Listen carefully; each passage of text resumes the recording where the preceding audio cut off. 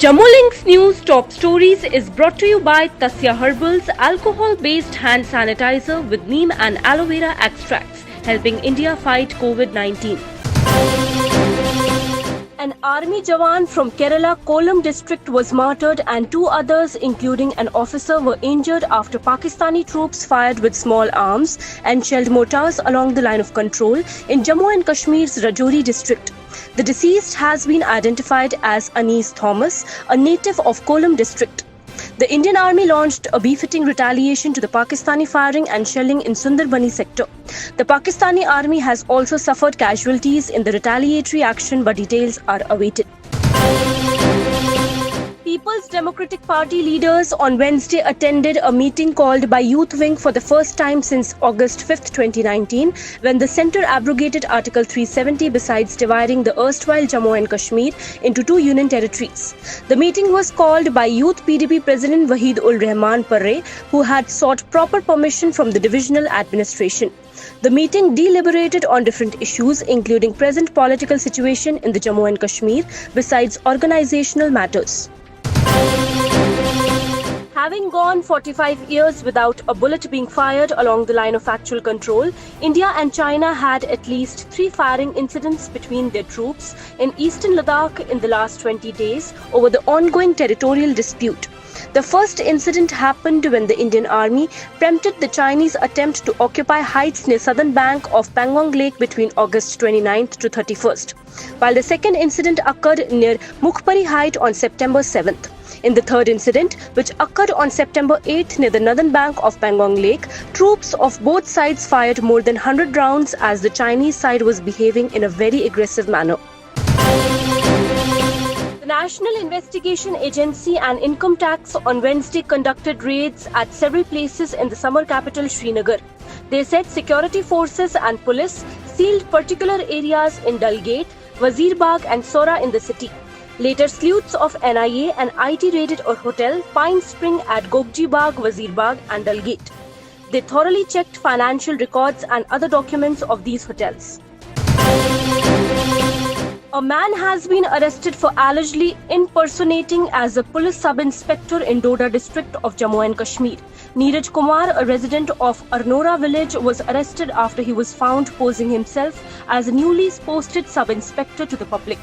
Kumar was seen wearing a uniform in a public place. India's economic recovery is likely to be gradual as the country is still reeling from the impact of coronavirus and rising infections continue to pose a risk, Reserve Bank of India Governor Shaktikanta Das said on Wednesday. However, the latest data suggests some stabilization in economic activities in the second quarter of the current fiscal year, he said while addressing the FICCI National Executive Committee meeting through video conferencing. The number of terrorist incidents in Jammu and Kashmir has reduced significantly after the abrogation of Article 370 after August 5, 2019, informed Minister of State Home Affairs G. Krishan Reddy in the Rajya Sabha on Wednesday. No major terror attacks took place in the hinterland of the country during the period from August 2019 to September 2020. Reddy said in a written reply to total terrorist incidents in the country after revocation of Article 370 in Kashmir till date. From heating appliances and climate-appropriate clothing to rations, fuel and tents that protect from the biting cold, all necessary supplies have reached the forward areas for the army to gear up for the long freezing winter in Ladakh region, officials asserted amid the tensions on the line of actual control. The ration too has been stocked adequately, ranging from pre-cooked, packaged and canned items to food grains. Amid the ongoing tensions over transgressions by the Chinese in eastern Ladakh, the Indian Army is keeping its formidable Bofors howitzers ready for operations. The Bofors gun, which was introduced into the regiment of artillery in the mid-1980s, is capable of firing both in low and high angles, will be deployed in Ladakh once they will be serviced. After tightening of terror funds by the National Investigation Agency, Pakistan has approved a proposal by Irfan Shafi Mir, who was arrested along with Deputy Superintendent Devinder Singh, to set up a new outfit called Bleeding Heart, as it has realized in 2018 that Hurriyat Conference, the separatist conglomerate created by ISI, won't be able to deliver anymore. Mir was arrested along with Jammu and Kashmir Deputy Superintendent of Police Devinder Singh and Hizbul Mujahideen terrorist Sayyid Naveed Mushtaq alias Naveed Babu and accomplice Rafi Ahmed Rathar.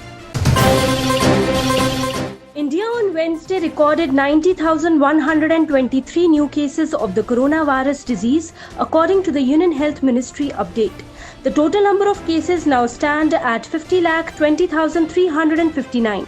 The number of active cases have reached close to the million mark. It's currently at 9,95,933.